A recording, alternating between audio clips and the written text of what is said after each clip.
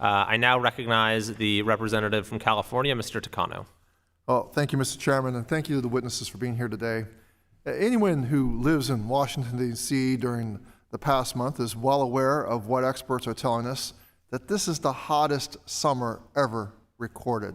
I was thankful last week to be in Santa Fe and Colorado Springs, where it was drier and cooler.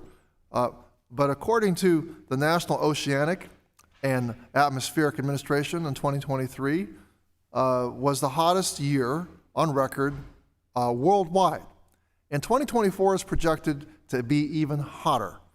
In my district in Southern California, we had 3 wildfires this week alone, and my heart goes out to all of the citizens of my district, and I give praise to the firefighters, the brave firefighters who were involved in controlling those fires. So extreme heat and increasing temperatures are our new collective reality.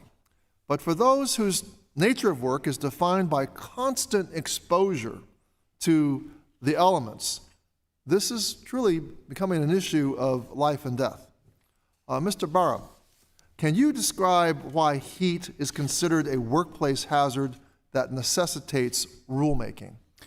Yes, thank you for the question, Mr. Takano. There are tens of millions of workers in this country who work outside in hot conditions, construction workers, agricultural workers who have a significantly higher percentage of whom have experienced heat-related illnesses and fatalities, and they're indoor workers. I mean, you're well aware of the the warehouse workers in your district where these warehouses or the containers that they're moving in and out are not air conditioned, can literally be like working in ovens.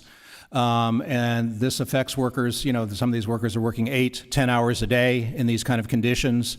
The human body is just not equipped to deal with that unless you have what OSHA is, proposing to require: enough water and enough shade and enough rest. There are things we can do. I mean, heat is definitely a major problem, a fatal problem, but there are. It's not a puzzle.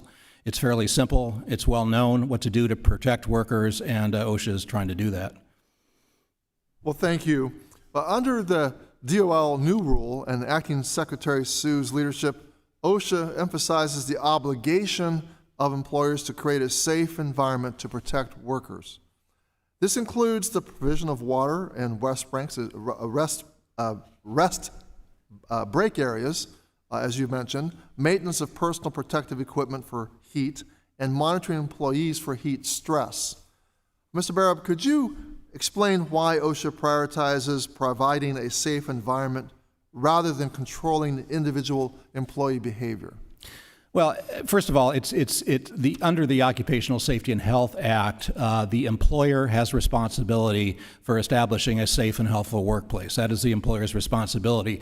Employees have very little control over workplace conditions. They can't control how the air conditioning works if they happen to have it. They can't control what the weather is going to be if they're working outside, obviously. These are things, fortunately or unfortunately, depending on the employer, are under the employer's total control.